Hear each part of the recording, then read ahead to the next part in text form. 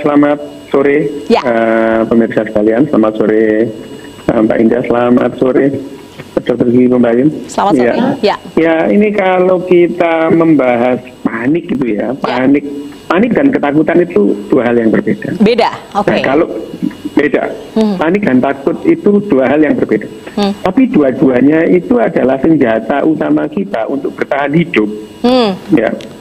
Senjata utama manusia dan binatang-binatang lain itu adalah panik dan takut. Itu senjata utama. Oke. Dan karena itu berlangsung selama ratusan ribu tahun, jadi menghilangkan panik ini sendiri sulit.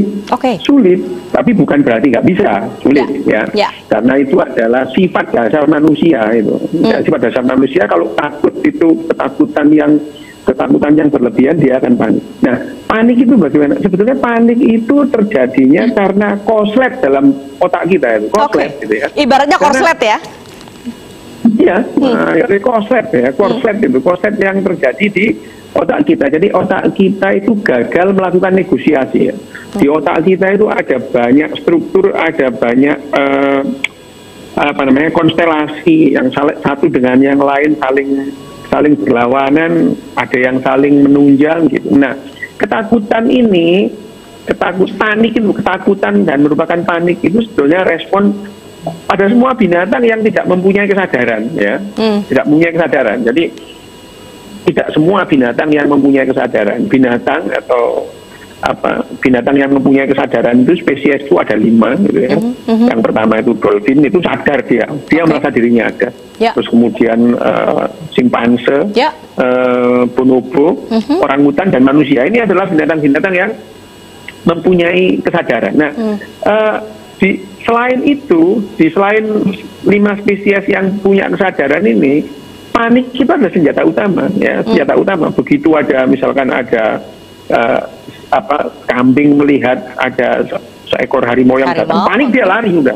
Baik. Sama, itu adalah senjata utama bagi spesies untuk tetap hidup. Nah, pada manusia itu karena dia berkesadaran, dia mempertimbangkan banyak hal, gitu ya, mempertimbangkan banyak hal seharusnya, gitu ya. Mempertimbangkan banyak hal, misalnya ada semak-semak yang bergoyang-goyang gitu ya. Kalau orangnya takut menganggap itu ada hantu misalnya, ular ya. Iya, ada semak-semak bergoyang-goyang, dia mikir, oh ini ada harimau. Padahal di Jawa itu nggak ada harimau itu ya, sekarang sudah nggak ada gitu ya. Nah, itu adalah mempertimbangkan rasionalitas. Nah, panik ini sendiri, kepanikan itu adalah respon otak yang lebih rasional itu diabaikan, itu korslet itu. Korslet, sehingga yang terjadi adalah kepanikan. Meskipun kepanikan itu sendiri adalah ketakutan yang dilebih-lebihkan. Ketakutan yang dilebih-lebihkan, ini kata kunci. Ketakutan yang dilebih-lebihkan, ya. Tapi ya Mbak Indah, ini adalah di luar kesadaran. Baik. Di luar kesadaran. Artinya kita harus mengelola itu atau seperti apa, dokter? Dengan latihan. Dengan latihan untuk menekan emosi. Setiap saat emosi kita itu sering membajak rasionalitas kita, sering membajak. Contoh ya, kalau misalkan Dokter Pembayun atau Mbak Ida pulang dari kantor, pulang dari kantor, memutuskan pulang dari kantor dan nanti saya akan mampir ke apotik gitu ya. Itu adalah keputusan rasional. Tapi berikutnya, misalkan Dokter Pembayun atau Mbak Indah ngambil misalkan kunci kontak, terus nyetater mobil, belok kanan belok kiri, itu nggak pakai rasional, itu adalah pakai emosi kita itu ya. Dan pada saat itu emosi sering membajak rasional. Yang tadinya mau mampir ke apotik, jalan aja bablas, tahu-tahu sampai di rumah. Baiklah. Baik. Jadi bisa seperti itu. Itu adalah pada saat emosi kita membajak rasional, dan itu sering terjadi, hampir selalu terjadi pada hidup kita sehari-hari. Dan panik itu terjadi karena itu, gitu ya. Tapi kalau kaitannya, Dokter Min Sewu, saya potong. Kalau kaitannya dengan COVID-19 ini, bagaimana dokter membaca kepanikan masyarakat? Sebetulnya masyarakat ada pada tingkat yang mana sekarang ini? Sama, kepanikan ini adalah tidak rasional. Gitu. Kalau kita rasional membandingkan membandingkan COVID-19 itu dengan pagebluk yang dulu ya. Pagebluk yang paling mengerikan itu terjadi pada abad ke-14 ya. Ada namanya Black Death gitu. Eropa itu dilanda pagebluk Black Death gitu ya. Pes atau sampar itu. 100 juta orang Eropa mati. 2/3 penduduk Eropa itu mati. Mengerikan memang ya. Terus 100 tahun yang lalu flu Spanyol itu membunuh 20 juta orang. Tahun 60-an sampai tahun 70-an wabah cacar itu membunuh 20 juta orang juga. Memang mengerikan. Tetapi sejak tahun 70-an sampai sekarang tidak ada lagi pagebluk yang membunuh jutaan orang. Tidak ada. Baiklah. Tidak ada. Ya. Itu swab, namanya swab itu di swab itu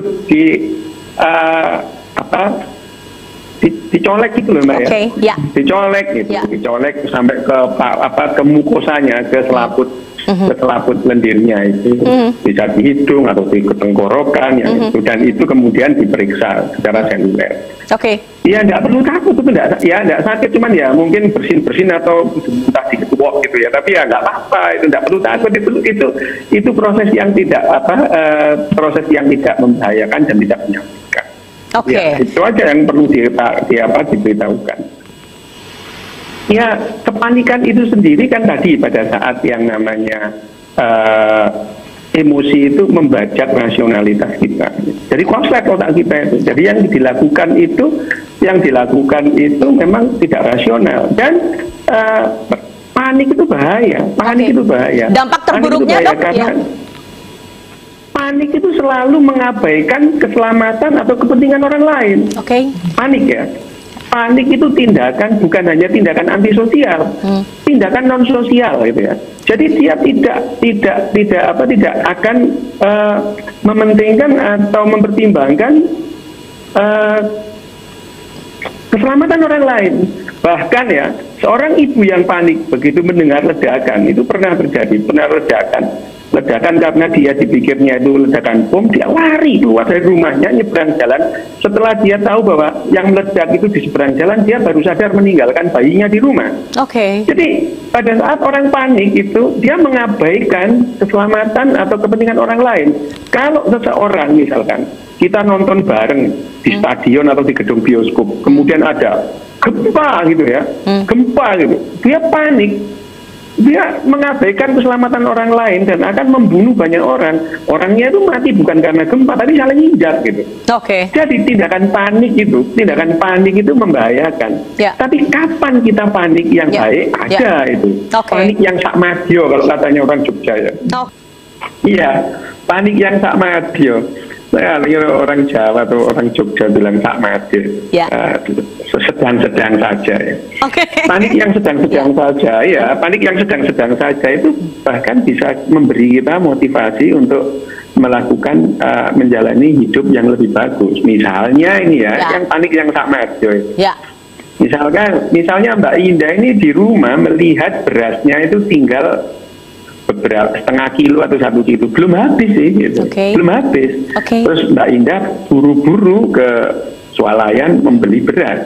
Ini adalah kepanikan yang bagus gitu. Kepanikan yang bagus, kepanikan dan itu tanpa pertimbangan panjang loh. Begitu lihat aja dia beras tinggal sedikit langsung aja itu ya. Langsung turun beli keluar. Itu adalah kepanikan yang tak masuk, dan kepanikan kita itu bisa mempengaruhi orang lain. Itu yang kepanikan kita mempengaruhi orang lain. Coba begitu ada orang membeli beras, langsung semua ikut beli beras banyak gitu ya. Ketakutan yang tidak masuk akal. Seperti yang yang sudah saya sampaikan sebentar tadi, bahwa ketakutan kita terhadap COVID-19 itu ya, tentang COVID-19 itu, kepanikannya itu tidak rasional. Karena kalau kita mempertimbangkan sejak tahun 80 sampai sekarang tidak ada pagebluk itu yang membunuh jutaan orang, tidak pernah ada. Manusia sudah berhasil dengan pengetahuan ilmiahnya, dengan kedokteran modernnya, manusia itu sudah berhasil mengendalikan infeksi. Ya, SARS heboh seperti itu tidak sampai 1.000 orang ya. Yang paling hebat adalah sebelumnya adalah Ebola. Ebola itu membunuh 11.000 orang. Nah memang ini COVID-19 itu juga banyak. 300.000 orang. Ya, tetapi kita juga harus waspada bahwa penyakit-penyakit lain juga tidak kalah bahayanya. Misalnya TBC. TBC itu tetap menjadi pembunuh pertama di dunia, gitu ya. Sehari membunuh 3.000 lebih orang, gitu. Sehari sekarang ini ya. Sekarang nomor 2 ditempati oleh hepatitis B, gitu. Jadi ini COVID-19 itu adalah pendatang baru yang masuk jajaran pembunuh manusia. Ya, kita harus waspada. Iya, gitu. Kita harus panik sedikit saja, gitu ya. Nah, tapi Mbak Indah, yang perlu dikhawatirkan adalah kepanikan yang berlarut-larut. Kepanikan yang berlarut-larut akan membuat otak kita stres. Dan pada saat otak kita stres, kita tidak bisa lagi mengaktifkan panik mode atau mode panik itu nggak ada. Sehingga setelah 4-6 minggu, otak kita nggak bisa panik karena stres. Nah, setelah nggak bisa panik, kita tidak lagi waspada. Ya, tidak lagi cuci tangan, tidak lagi social distancing, kemudian bergerombol di mana-mana. Itu terjadi di mana-mana pada saat pagebluk flu Spanyol 100 tahun yang lalu. Hal yang sama terjadi sehingga ada re-outbreak, gitu ya. Pada saat itu terus kemudian mereka nggak lagi social distancing, keluar aja sudah nggak mau cuci tangan lagi. Mode paniknya sudah tidak ada. Nah, mode panik yang tidak ada ini karena tadinya panik berlebihan sehingga terjadi stres. Itu yang perlu diwaspadai. Ya, kalau yang namanya Ikatan Dokter Indonesia ini kan IDI ini kan organisasi profesi, ya, organisasi profesi. Nah, tentu saja terikat dengan kode etik dan disiplin profesi. Nah, kalau IDI sendiri menyampaikannya ya jauh secara keilmuan, gitu ya. Tentu saja bekerja sama dengan semua pihak, gitu ya. Dokter sebagai anggota IDI tentu berbeda sebagai dokter, sebagai misalkan seperti Dokter Pembayun.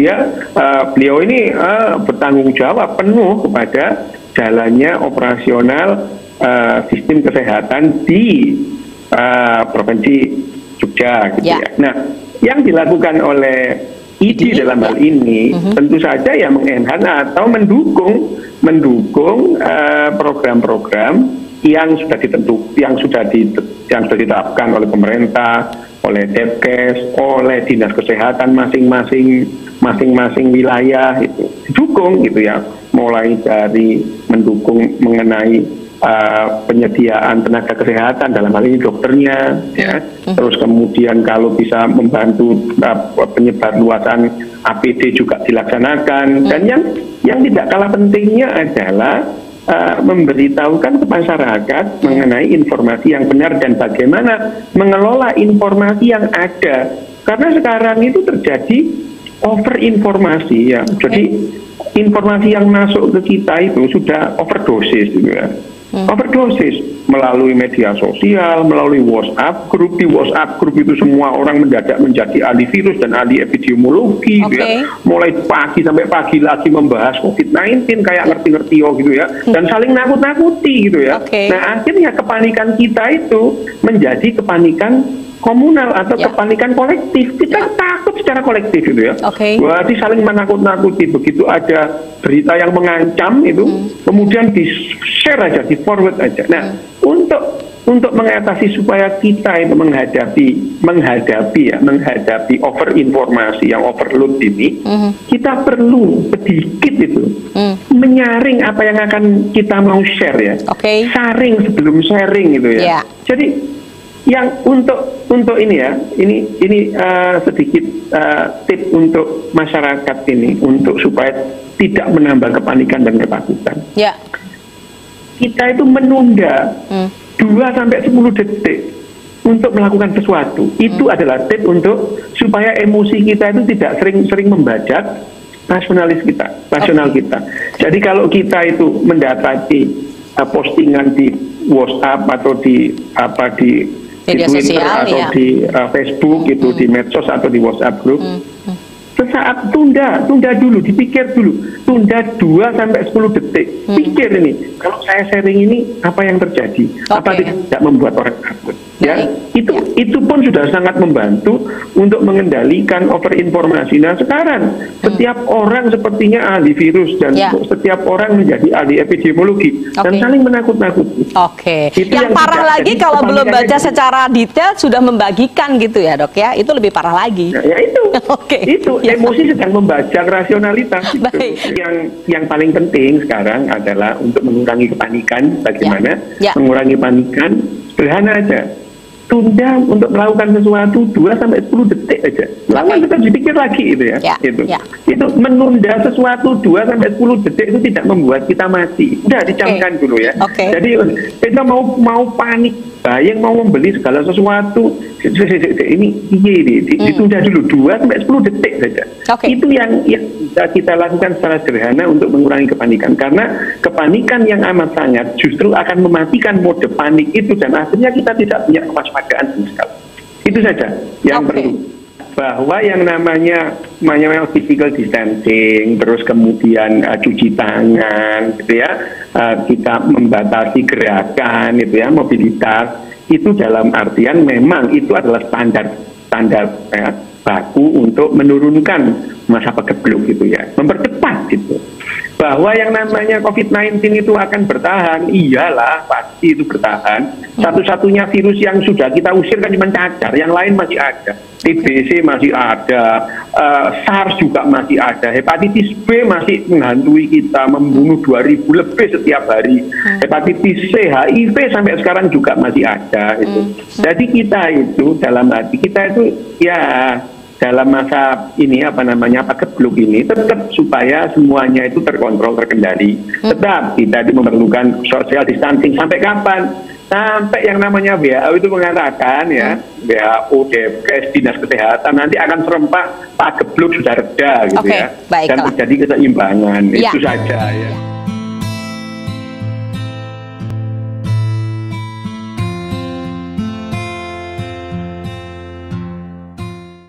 Buku Guns, Germs and Steel karya Jared Diamond.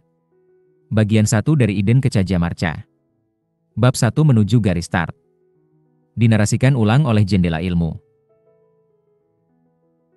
Titik tolak sejarah yang dibaik semua untuk benua adalah membandingkan sekitar tahun 11.000 sebelum Masehi. Tahun itu kira-kira bertepatan dengan awal kehidupan desa di beberapa tempat di dunia, dengan mulai dihuninya benua Amerika, dengan akhir kala Pleistosen dan zaman es terakhir, serta dengan permulaan kala sekarang menurut peristilahan para ahli geologi. Domestikasi tumbuhan dan hewan dimulai di setidaknya satu bagian dunia dalam kurun waktu beberapa ribu tahun sesudah tahun itu. Pada tahun itu, apakah ada suku-suku bangsa di suatu benua yang telah mendahului perkembangan suku-suku bangsa di benua lain atau memiliki kelebihan yang mencolok? Seandainya demikian, kelebihan tersebut, yang semakin diperkuat selama 13.000 tahun terakhir, mungkin menyimpan jawaban terhadap pertanyaan Yali. Karena itu, bab ini akan menyajikan tur ringkas yang menjelajahi sejarah manusia di semua benua sepanjang jutaan tahun, mulai dari awal mula kita sebagai spesies sampai 13.000 tahun silam. Semuanya itu akan dirangkum dalam kurang daripada 20 halaman. Tentu saja, saya akan melompati hal-hal yang bersifat rincian dan hanya akan menyinggung hal-hal yang bagi saya merupakan kecenderungan yang paling relevan untuk buku ini. Kerabat terdekat kita yang masih bertahan sampai sekarang adalah 3 spesies kera besar, gorila, simpanse biasa, dan simpanse kerdil, yang juga dikenal dengan nama bonobo. Fakta bahwa ketiga spesies itu hanya terdapat di Afrika, berikut bukti-bukti fosil yang berlimpah, mengisyaratkan bahwa tahap-tahap terdiri evolusi manusia berlangsung di Afrika. Sejarah manusia, sebagai sesuatu yang terpisah dari sejarah satwa, bermula di sana sekitar 7 juta tahun silam, perkiraannya berkisar antara 5 dan 9 juta tahun silam. Sekitar masa itu, suatu populasi kera Afrika pecah menjadi beberapa populasi. Satu di antaranya kemudian berevolusi menjadi gorila modern, yang kedua simpanse modern, dan yang ketiga manusia. Pemisahan garis keturunan gorila sepertinya terjadi tak lama sebelum pencabangan garis keturunan simpanse dan manusia.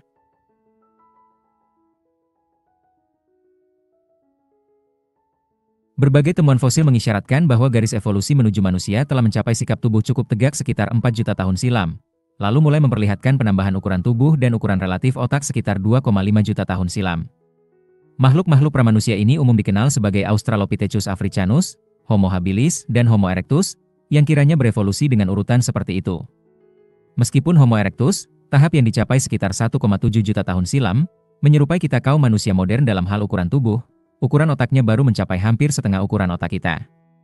Perkakas batu mulai biasa digunakan sekitar 2,5 juta tahun silam, tetapi masih berupa serpihan atau pecahan batu yang sangat kasar. Dari segi arti dan kekhasan zoologis, Homo erectus telah melampaui kera, namun masih jauh dari manusia modern. Seluruh sejarah manusia selama 5 atau 6 juta tahun pertama sejak kemunculan kita sekitar 7 juta tahun silam tetap terbatas pada benua Afrika. Leluhur manusia pertama yang menyebar keluar Afrika adalah Homo erectus, seperti yang terlihat pada fosil yang ditemukan di Pulau Jawa di Asia Tenggara dan yang umum dikenal sebagai manusia Jawa. Fosil manusia Jawa tertua biasa diasumsikan berasal dari sekitar 1 juta tahun silam. Namun belakangan ini muncul pendapat bahwa fosil-fosil tersebut telah berusia 1,8 juta tahun. Nama Homo erectus sesungguhnya milik fosil-fosil Jawa itu, dan fosil-fosil Afrika yang diklasifikasikan sebagai Homo erectus mungkin sepatutnya diberi nama lain.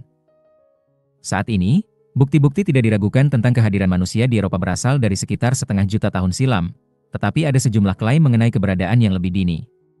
Kita tentunya dapat berasumsi bahwa kolonisasi Asia juga memungkinkan kolonisasi Eropa secara bersamaan, mengingat Eurasia merupakan satu masa daratan yang tidak terpotong oleh perbatasan besar. Itu menggambarkan sesuatu yang akan ditemui sepanjang buku ini. Setiap kali ada ilmuwan yang mengaku menemukan X tertua, apakah X ini fosil manusia tertua di Eropa, bukti tertua mengenai jagung hasil budidaya di Meksiko, atau hal tertua apapun dimanapun, pengumuman tersebut akan menantang ilmuwan lain untuk mengalahkan klaim itu dengan menemukan sesuatu yang lebih tua lagi. Dalam kenyataan, harus ada sesuatu yang betul-betul merupakan X tertua, sementara semua klaim mengenai X yang lebih tua lagi tidak benar. Namun, seperti yang akan kita lihat, untuk hampir semua X, setiap tahun membawa temuan baru dan klaim mengenai X yang konon lebih tua lagi. Berikut upaya pembuktian bahwa beberapa atau semua klaim sebelumnya mengenai X yang lebih tua itu salah. Kadang-kadang diperlukan pencarian selama puluhan tahun sebelum para ahli arkeologi dapat bermufakat dalam pertanyaan seperti itu. Sekitar setengah juta tahun silam, fosil manusia telah menunjukkan perbedaan dari kerangka Homo erectus yang lebih tua dalam bentuk tengkorak yang lebih besar, lebih bulat, dan kurang bersegi. Tengkorak asal Afrika dan Eropa sekitar setengah juta tahun silam cukup menyerupai tengkorak manusia modern, sehingga diklasifikasikan sebagai spesies kita, Homo sapiens, dan bukan Homo erectus.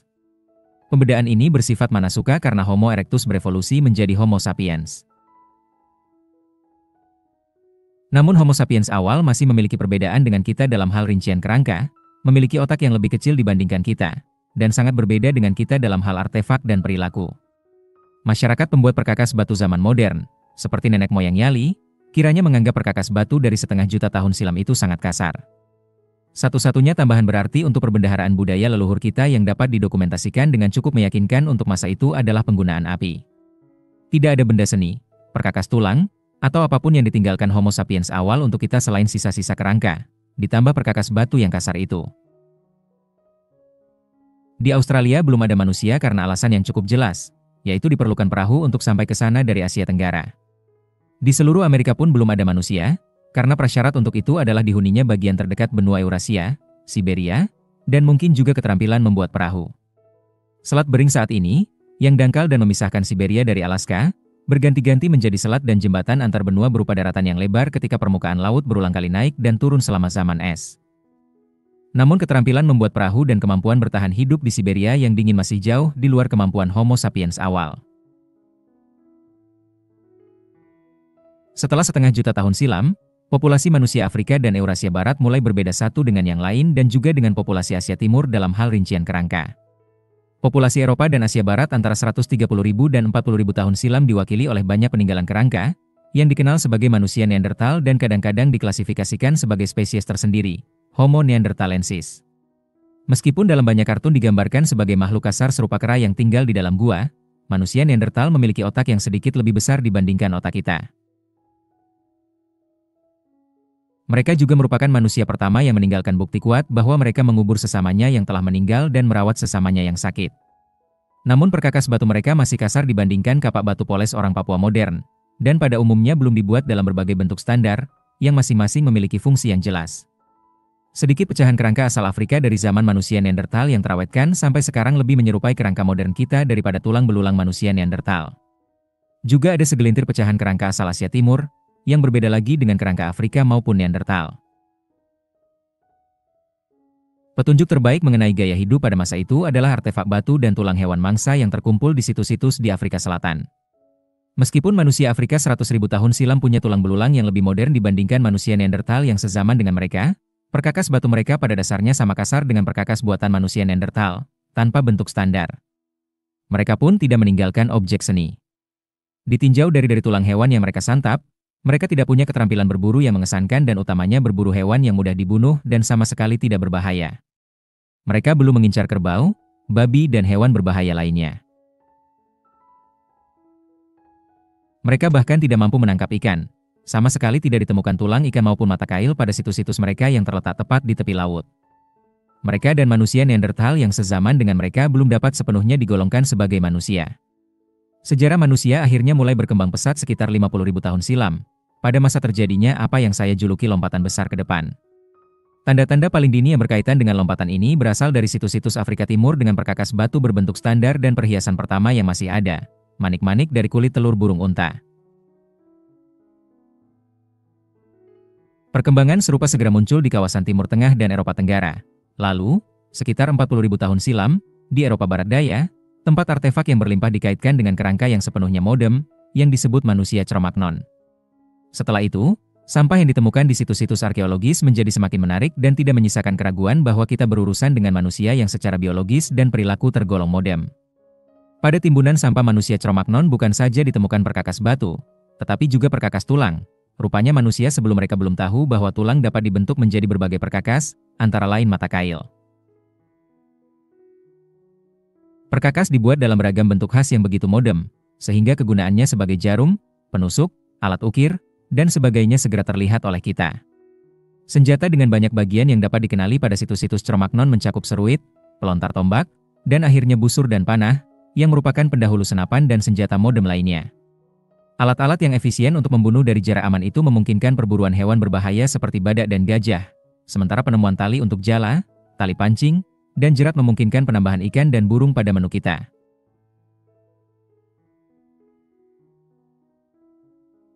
Sisa-sisa rumah dan baju yang dijahit membuktikan adanya peningkatan yang pesat dalam hal kemampuan bertahan hidup pada iklim dingin. Sementara sisa-sisa perhiasan dan jenazah yang dikuburkan dengan saksama mengisyaratkan perkembangan estetis dan spiritual yang revolusioner.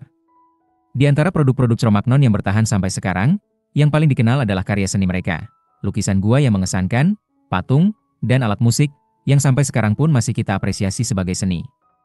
Siapapun yang sempat menyaksikan secara langsung kemegahan lukisan banteng dan kuda sebesar aslinya di Gua Las Caus di bagian barat daya Prancis akan segera paham bahwa akal budi para penciptanya pastilah semodern kerangka mereka.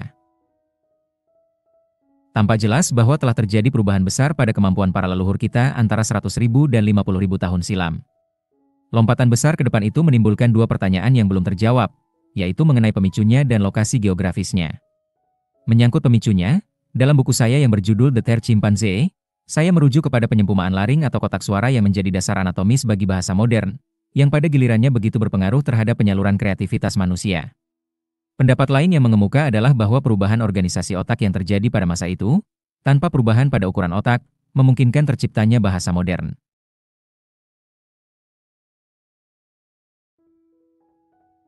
Mengenai lokasi lompatan besar ke depan, apakah peristiwa itu berlangsung terutama di satu wilayah geografis, pada satu kelompok manusia, yang karenanya kemudian mampu berekspansi dan menggantikan populasi manusia lain di bagian lain dunia? Ataukah peristiwa tersebut terjadi secara bersamaan di beberapa kawasan, pada beberapa kelompok manusia, yang selanjutnya menurunkan populasi manusia yang kini mendiami kawasan-kawasan itu? Tengkorak-tengkorak manusia yang tampak cukup modern dari Afrika 100.000 tahun silam dianggap mendukung pendapat pertama, dengan lompatan yang terutama terjadi di Afrika. Penelitian molekuler terhadap apa yang disebut DNA mitokondrial, pada awalnya juga diartikan sebagai bukti yang mendukung Afrika sebagai asal-usul manusia modern, meskipun makna temuan molekuler itu kini dipertanyakan. Di pihak lain, beberapa ahli antropologi berkeyakinan bahwa tengkorak manusia yang hidup di Cina dan Indonesia ratusan ribu tahun silam memiliki ciri-ciri yang sampai sekarang masih ditemukan masing-masing pada orang Cina modern dan penduduk asli Australia. Seandainya benar demikian, maka temuan ini mengisyaratkan evolusi paralel dan asal-usul manusia yang multiregional, bukan asal-usul di satu Taman Eden tunggal. Isu ini tetap belum terpecahkan. Bukti-bukti tentang asal-usul manusia modern yang terlokalisasi, yang diikuti oleh penyebaran mereka dan selanjutnya oleh penggantian tipe-tipe manusia lain di tempat lain, sepertinya paling kuat untuk kawasan Eropa. Kira-kira 40.000 tahun silam, Eropa dimasuki manusia Cro-Magnon yang memiliki kerangka modem, persenjataan yang unggul, serta sejumlah ciri budaya maju lainnya. Beberapa ribu tahun kemudian populasi Neanderthal, yang sebelumnya merupakan satu-satunya penduduk Eropa selama ratusan ribu tahun, musnah semua.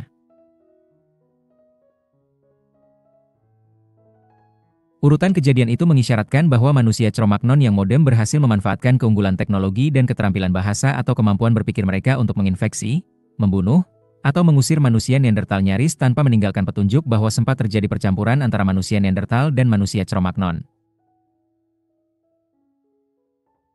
Lompatan besar ke depan bertepatan dengan perluasan wilayah geografis umat manusia berskala besar pertama yang dapat dibuktikan sejak kolonisasi Eurasia oleh leluhur kita.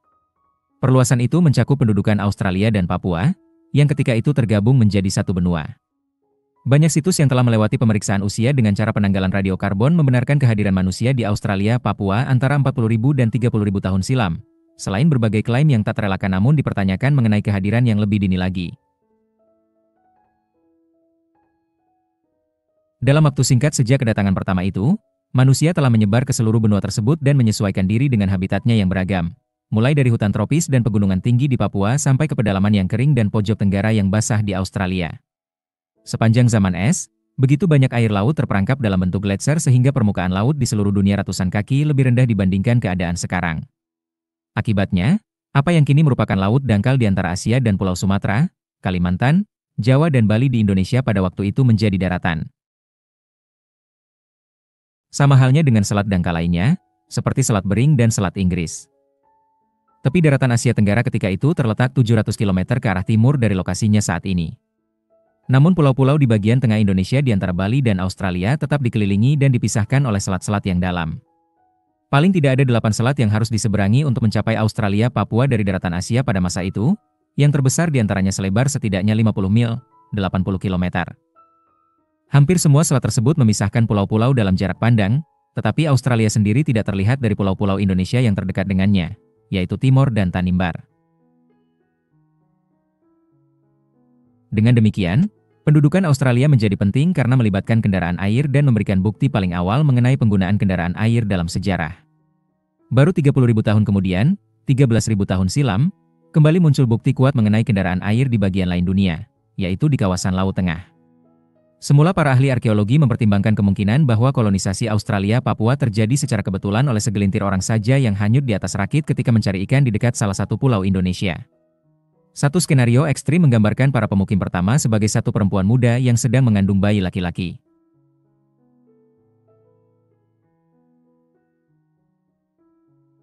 Tetapi para penganut teori kolonisasi secara kebetulan ini dikejutkan oleh sejumlah temuan baru bahwa pulau-pulau lain di sebelah timur Papua dikolonisasi tidak lama sesudah Papua sendiri, yaitu sekitar 35.000 tahun silam.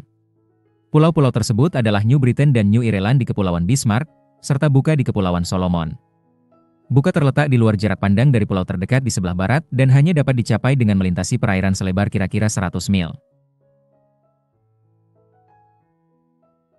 Jadi, orang Australia dan orang Papua pada masa itu kemungkinan besar mampu dengan sengaja melintasi perairan menuju pulau yang terlihat, dan cukup sering menggunakan kendaraan air sehingga kolonisasi pulau-pulau di luar jarak pandang pun terjadi berulang kali secara tidak sengaja.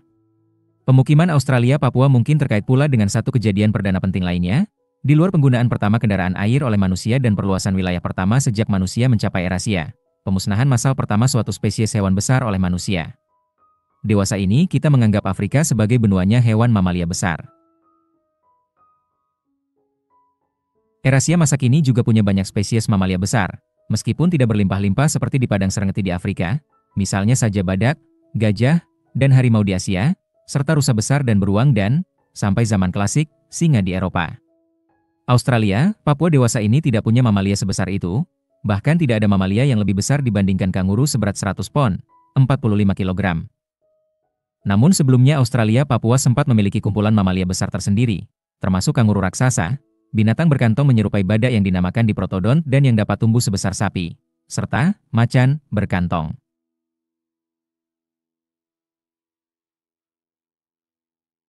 Dahulu juga pemah ada buning seberat 400 pon, 180 kg, yang mirip burung unta dan juga tidak dapat terbang, ditambah sejumlah binatang melata yang mengesankan, termasuk kadal seberat 1 ton, ular sanca raksasa, dan buaya yang hidup di darat. Semua hewan raksasa, megafauna, khas Australia Papua itu lenyap setelah kedatangan manusia.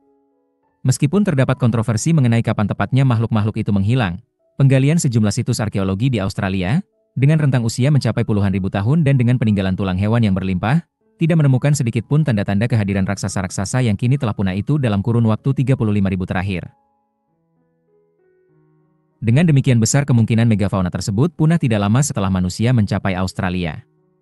Lenyapnya begitu banyak spesies besar secara nyaris bersamaan tentu menimbulkan pertanyaan. Apa penyebabnya? Salah satu jawaban yang mungkin adalah bahwa makhluk-makhluk itu dibunuh atau dimusnahkan secara tidak langsung oleh manusia pendatang pertama. Ingatlah bahwa hewan Australia Papua berevolusi selama jutaan tahun tanpa diburu oleh manusia. Kita tahu bahwa burung dan mamalia di Pulau Galapagos atau kawasan Antartika, yang juga berevolusi tanpa kehadiran manusia dan yang tidak pernah melihat manusia sampai zaman modern, sampai sekarang senantiasa jinak. Semua makhluk itu pasti telah punah seandainya tidak segera ditetapkan langkah-langkah perlindungan. Di pulau-pulau lain yang belum lama ditemukan, tempat langkah-langkah perlindungan tidak segera diberlakukan, memang terjadi kepunahan. Salah satu korban, burung dodo dari Mauritius, dapat dikatakan telah menjadi lambang kepunahan. Kita juga tahu bahwa, di setiap pulau di tengah samudera yang mulai dihuni manusia pada masa prasejarah dan kini telah diteliti, kolonisasi oleh manusia mengakibatkan gelombang kepunahan yang memakan korban antara lain burung moa Selandia Baru, lemur raksasa Madagaskar, dan angsa Hawaii yang tak dapat terbang. Sama seperti manusia modern yang menghampiri burung dodo dan anjing laut kepulauan yang tidak merasa takut lalu membantai semuanya. Manusia prasejarah pun mungkin menghampiri burung moa dan lemur raksasa yang tidak merasa takut lalu membantai semuanya. Dengan demikian, satu hipotesis mengenai lenyapnya makhluk raksasa di Australia dan Papua adalah bahwa 40.000 tahun silam makhluk-makhluk itu mengalami nasib serupa. Sebaliknya, sebagian besar mamalia besar di Afrika dan Eurasia mampu bertahan sampai ke zaman modern, karena satwa tersebut berevolusi bersamaan dengan pramanusia selama ratusan ribu atau jutaan tahun. Berkat proses itu, tersedia cukup waktu untuk mengembangkan rasa takut terhadap manusia, sementara keterampilan berburu leluhur kita, yang semula payah, berangsur-angsur meningkat. Dodo, moa dan mungkin pula makhluk raksasa Australia Papua bernasib buruk karena secara mendadak, tanpa persiapan evolusioner, harus berhadapan dengan manusia modern pendatang yang telah memiliki keterampilan berburu yang tinggi. Namun hipotesis pembantaian besar-besaran, sebagaimana hipotesis ini dinamakan, bukannya tanpa sanggahan untuk kasus Australia Papua. Para penentang menekankan bahwa sampai saat ini belum pernah ada yang mendokumentasikan tulang makhluk raksasa Australia Papua yang telah punah dengan menyertai bukti meyakinkan bahwa makhluk itu dibunuh oleh manusia, atau bahkan sekedar hidup selingkungan dengan manusia.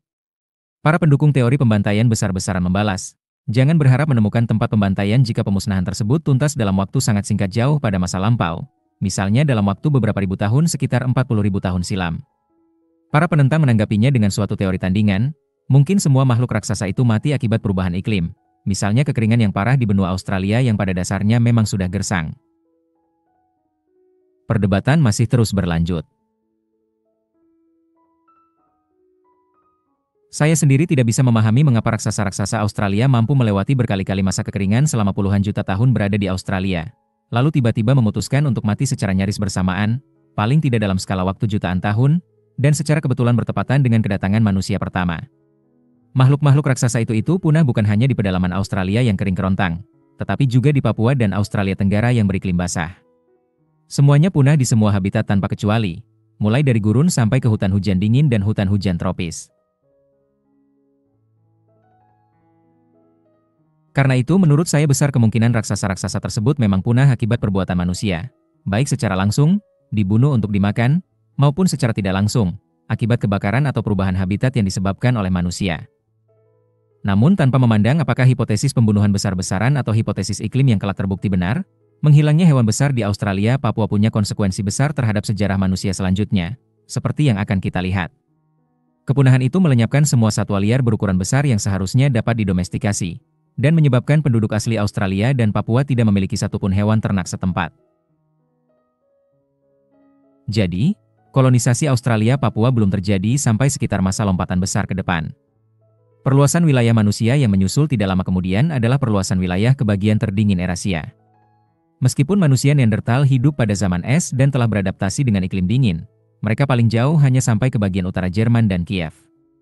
Itu tidak mengherankan, mengingat orang Neanderthal sepertinya tidak punya jarum, pakaian yang dijahit, rumah yang hangat, serta teknologi lain yang mutlak diperlukan untuk bertahan hidup dalam iklim terdingin.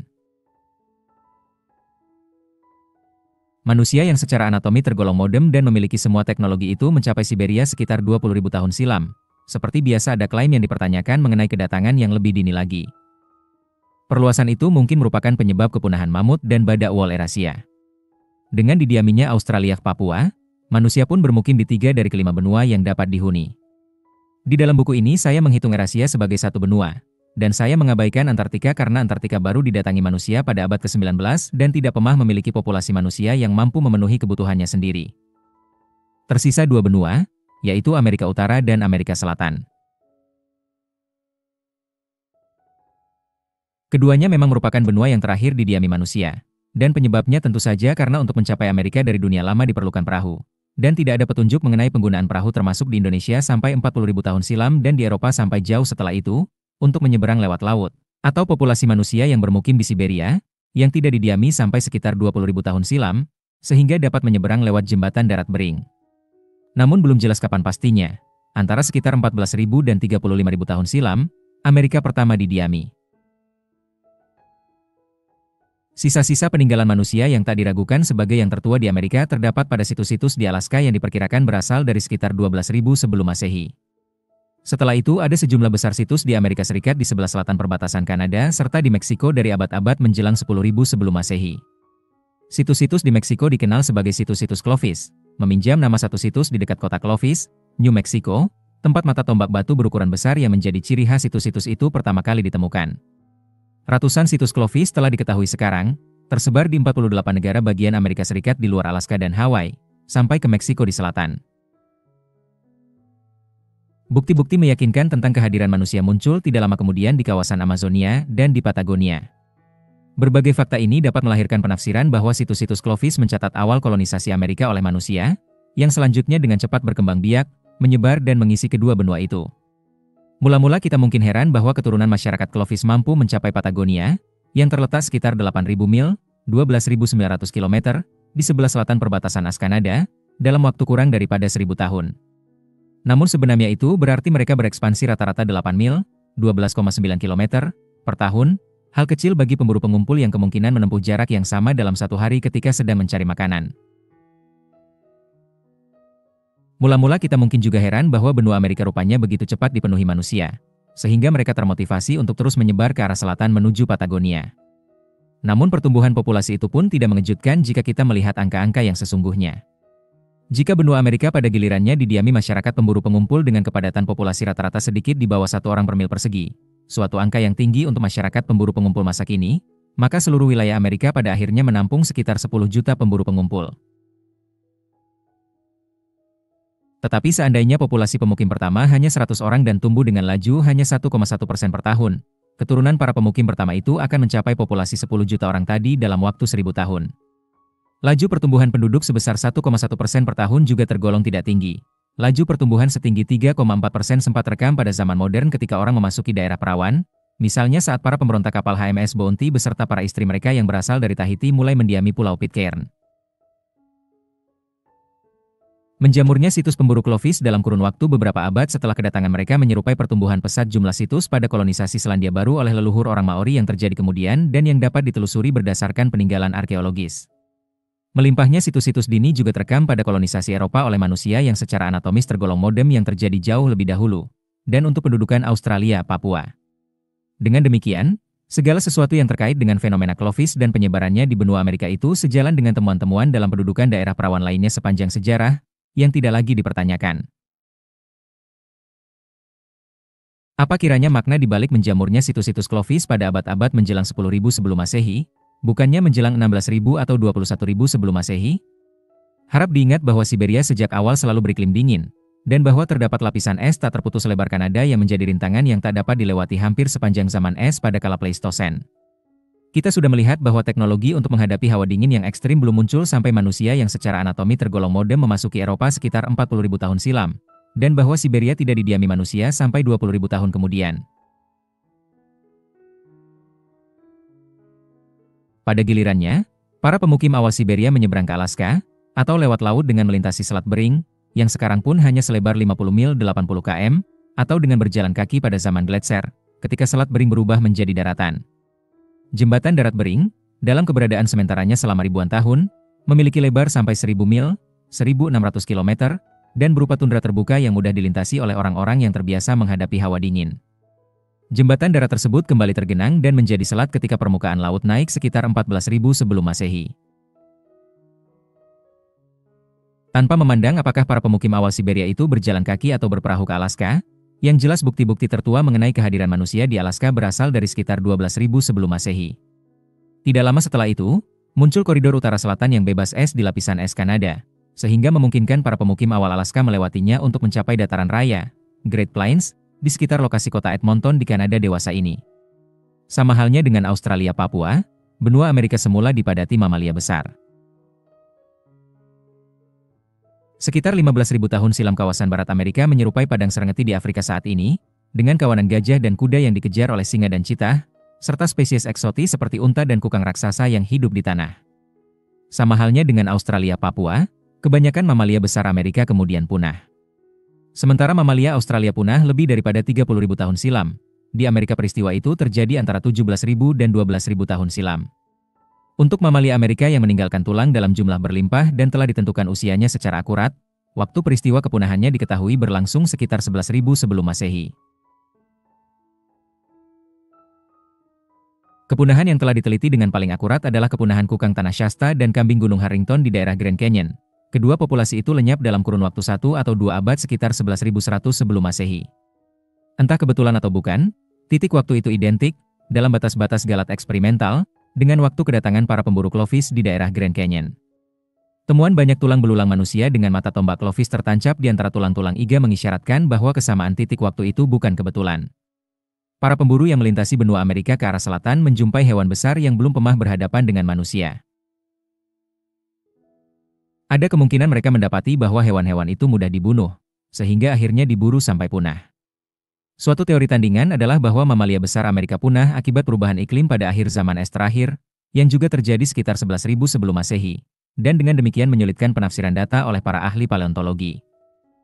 Bagi saya, teori kepunahan megafauna Amerika akibat perubahan iklim menghadapi masalah yang sama dengan teori serupa untuk Australia Papua.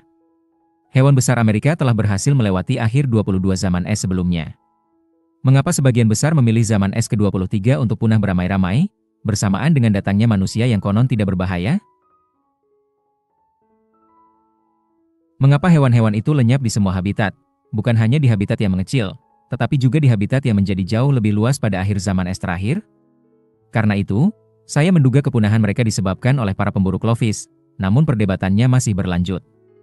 Terlepas dari teori mana yang akhirnya terbukti benar, sebagian besar mamalia liar berukuran besar yang berpeluang dijadikan teman oleh penduduk asli Amerika di kemudian hari pun lenyap.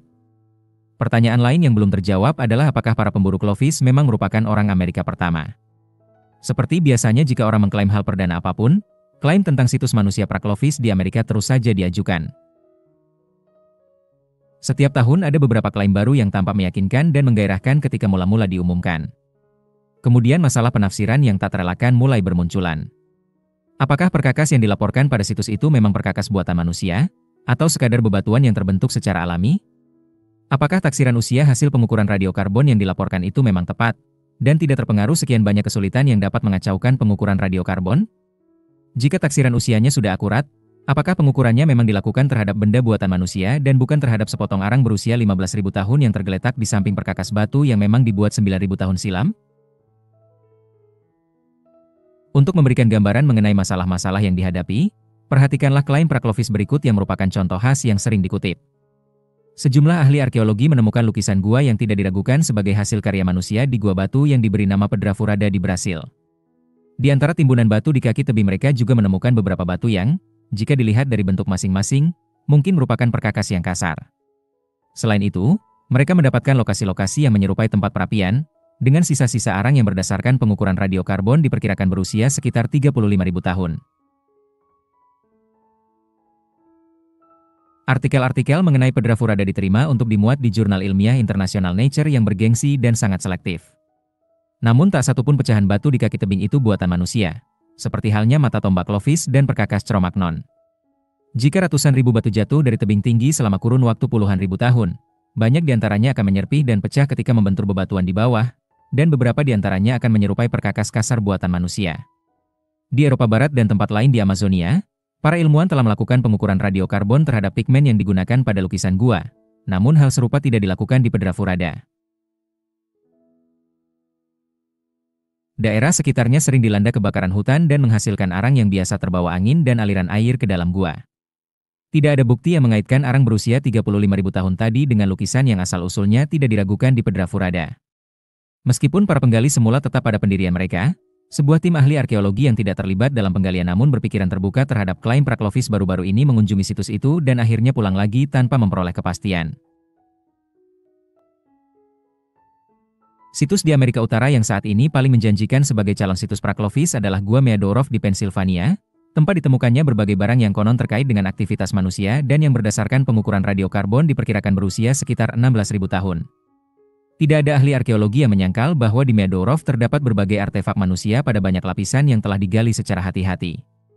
Tetapi usia radiokarbon tertua yang diperoleh tidak masuk akal, karena spesies hewan dan tumbuhan terkait adalah spesies yang hidup di Pennsylvania pada masa beriklim sedang belakangan ini, bukan spesies yang diperkirakan hidup pada zaman es 16.000 tahun silam. Dengan demikian kita patut menduga bahwa sampel arang yang diukur pada lapisan pemukiman manusia tertua merupakan arang pasca Clovis yang tercampur dengan arang yang lebih tua. Calon situs Pra-Clovis yang paling menjanjikan di Amerika Selatan adalah situs Monteverde di bagian selatan Chile, yang diperkirakan berusia 15.000 tahun. Situs tersebut dianggap meyakinkan oleh banyak ahli arkeologi, tetapi tetap diperlukan sikap hati-hati mengingat banyaknya temuan sebelumnya yang akhirnya melahirkan kekecewaan. Seandainya memang pernah ada pemukim Pra-Clovis di Amerika, mengapa keberadaan mereka masih saja begitu sulit dibuktikan? Para ahli arkeologi telah menggali ratusan situs di Amerika yang dapat dipastikan berusia antara 2.000 dan 11.000 tahun, termasuk lusinan situs Clovis di bagian barat Amerika Utara, ceruk batu pelindung di daerah Appalachia, dan situs di kawasan pesisir California. Di bawah semua lapisan arkeologi dengan bukti-bukti yang tidak diragukan mengenai kehadiran manusia, di banyak situs tersebut di atas, terdapat lapisan lebih dalam dan lebih tua yang menyimpan temuan yang tidak diragukan sebagai sisa-sisa hewan, tanpa adanya tanda-tanda lebih lanjut mengenai kehadiran manusia. Lemahnya bukti-bukti Pra-Clovis di Amerika berbanding terbalik dengan kuatnya bukti-bukti di Eropa, tempat ratusan situs menegaskan kehadiran manusia modern jauh sebelum para pemburu Clovis muncul di Amerika sekitar tahun 11.000 sebelum Masehi. Bukti-bukti dari Australia, Papua bahkan lebih meyakinkan lagi. Meskipun jumlah ahli arkeologi di kawasan itu hanya sekitar 1/10 jumlah ahli arkeologi di Amerika Serikat saja, mereka berhasil menemukan 100 lebih situs yang tidak disangsikan sebagai situs Pra-Clovis dan tersebar di seluruh benua. Orang-orang pada masa awal umat manusia itu tentu saja tidak terbang naik helikopter dari Alaska ke Meadorov dan Monteverde sambil melompati seluruh medan yang terbentang di antaranya. Para pendukung pemukiman Pra-Clovis berdalih bahwa selama ribuan, atau bahkan puluhan ribuan tahun, kepadatan populasi Pra-Clovis senantiasa rendah atau tidak terekam secara arkeologi karena alasan yang tidak diketahui dan yang tidak pernah ditemui sebelumnya di bagian lain dunia. Bagi saya, dalil tersebut jauh lebih sulit diterima dibandingkan pendapat bahwa Monteverde dan Meadorov kelak akan ditafsirkan ulang, sebagaimana yang telah terjadi pada situs lain yang sempat dianggap sebagai situs Pra-Clovis. Menurut saya, seandainya memang ada pemukiman Pra-Clovis di Amerika, maka hal itu kini seharusnya sudah terungkap di banyak lokasi dan kita tidak berdebat lagi. Namun sampai sekarang para ahli arkeologi tetap berbeda pendapat.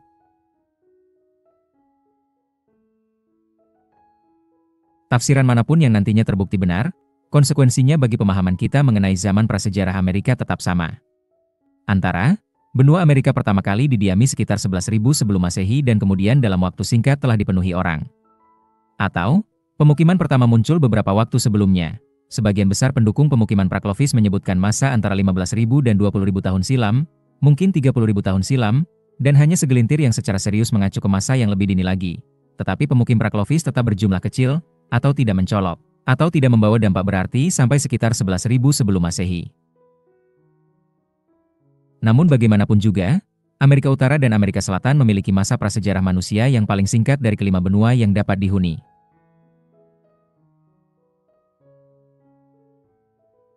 Dengan didiaminya Amerika, sebagian besar wilayah yang dapat dihuni pada benua-benua dan pulau-pulau kontinental, ditambah pulau-pulau lepas pantai dari Indonesia sampai ke timur Papua, telah menopang kehidupan manusia. Pemukiman pulau-pulau lain baru tuntas pada zaman modern. Pulau-pulau laut tengah seperti Kreta, Siprus, Korsika, dan Sardinia antara sekitar 8.500 dan 4.000 sebelum Masehi. Pulau-pulau Karibia mulai sekitar 4.000 sebelum Masehi. Pulau-pulau Polinesia dan Mikronesia antara 1.200 sebelum Masehi dan 1.000 Masehi. Madagaskar antara 300 dan 800 Masehi, dan Islandia pada abad ke-9 Masehi. Penduduk asli Amerika, mungkin leluhur suku Inuit modern, menyebar di kawasan Arktika sekitar 2000 sebelum Masehi.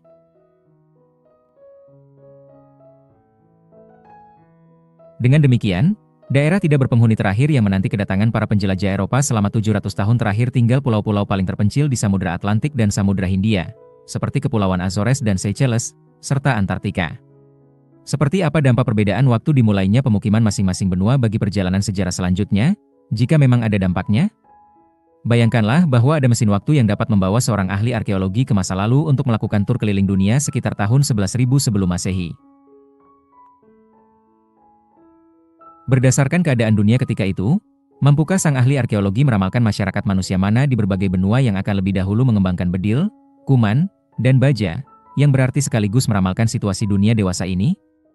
Ahli arkeologi kita mungkin akan mempertimbangkan keuntungan yang dapat diperoleh dari start yang lebih awal.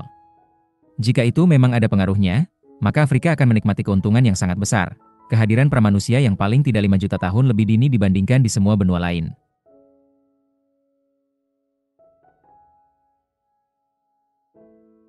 Selain itu, seandainya memang benar bahwa manusia modern muncul di Afrika sekitar 100.000 silam dan kemudian menyebar ke benua lain, maka perpindahan tersebut akan menghapus semua keuntungan yang sementara itu terakumulasi di tempat lain dan sekali lagi membuat orang Afrika menikmati start yang lebih awal.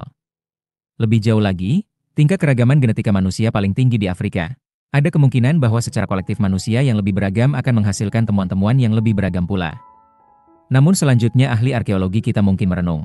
Apa, sesungguhnya, makna, start yang lebih awal, bagi tujuan buku ini? Kiasan lomba lari tidak bisa kita terapkan secara harfiah.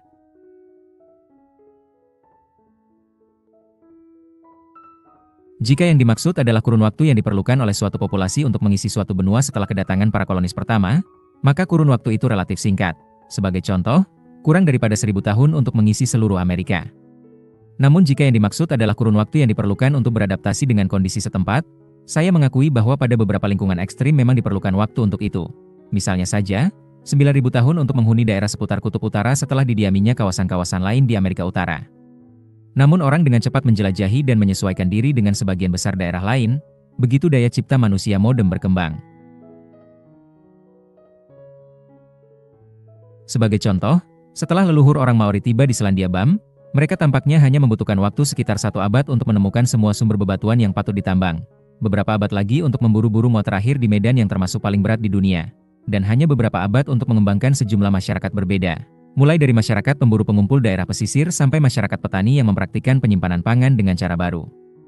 Berkaitan dengan itu, ahli arkeologi kita mungkin menoleh ke benua Amerika dan menyimpulkan bahwa orang Afrika, meskipun menikmati start yang jauh lebih awal, akan terkejar oleh orang Amerika terdini dalam waktu paling lama 1.000 tahun. Setelah itu, wilayah Amerika yang lebih luas, 50% lebih besar daripada Afrika, dan lingkungannya yang lebih beragam akan menyebabkan penduduk asli Amerika memiliki keuntungan lebih banyak dibandingkan penduduk Afrika.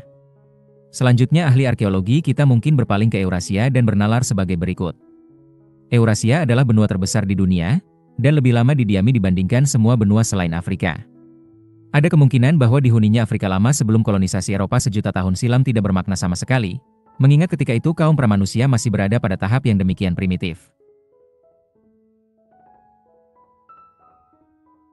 Ahli arkeologi kita mungkin akan mengamati berkembangnya kawasan barat daya Eropa pada kala Paleolitik akhir antara 20.000 dan 12.000 tahun silam, yang memunculkan berbagai karya seni terkenal dan perkakas rumit, dan bertanya-tanya apakah Eurasia sudah memperoleh start yang lebih awal ketika itu, paling tidak secara lokal. Akhirnya, sang ahli arkeologi akan berpaling ke Australia, Papua. Pertama-tama dia akan menyadari bahwa wilayahnya kecil, Australia merupakan benua terkecil, bahwa sebagian besar wilayah itu merupakan gurun yang dapat menopang kehidupan sedikit manusia saja, bahwa letaknya terpencil, dan bahwa pendudukannya terjadi lebih belakang dibandingkan Afrika dan Eurasia. Semua hal itu mungkin mendorong sang ahli arkeologi untuk memprediksikan perkembangan yang lamban di Australia, Papua. Tetapi ingatlah bahwa orang Australia, Papua jauh lebih dahulu punya kendaraan air. Mereka menghasilkan lukisan gua setidaknya sedini orang Cro-Magnon awal di Eropa. Jonathan Kingdon dan tim Flannery mencatat bahwa kolonisasi Australia Papua dari pulau-pulau di paparan benua Asia mengharuskan orang belajar menghadapi lingkungan baru yang ditemui pada pulau-pulau di Indonesia Tengah, pesisir demi pesisir dengan sumber daya kelautan, terumbu karang, dan hutan bakau yang paling kaya di dunia. Ketika para kolonis melintasi selat yang memisahkan setiap pulau Indonesia dari pulau berikut di sebelah timurnya, mereka kembali menyesuaikan diri, memadati pulau berikut itu, dan selanjutnya menduduki pulau berikut lagi. Masa itu merupakan suatu masa keemasan yang sebelumnya tak pernah terjadi dan ditandai oleh ledakan populasi manusia secara berurutan. Barangkali siklus kolonisasi, penyesuaian diri, dan ledakan populasi itulah yang merupakan seleksi penyebab lompatan besar ke depan, yang selanjutnya menyebar balik ke Eurasia dan Afrika di sebelah barat. Jika skenario itu benar, maka Australia Papua memperoleh start jauh lebih awal yang mungkin saja terus mendorong perkembangan manusia di sana sampai jauh setelah lompatan besar ke depan. Jadi, pengamat yang dibawa kembali ke 11.000 sebelum Masehi takkan dapat memperkirakan di benua manakah perkembangan manusia akan berlangsung paling pesat, tetapi dia akan dapat mengemukakan alasan kuat untuk menjagokan benua manapun.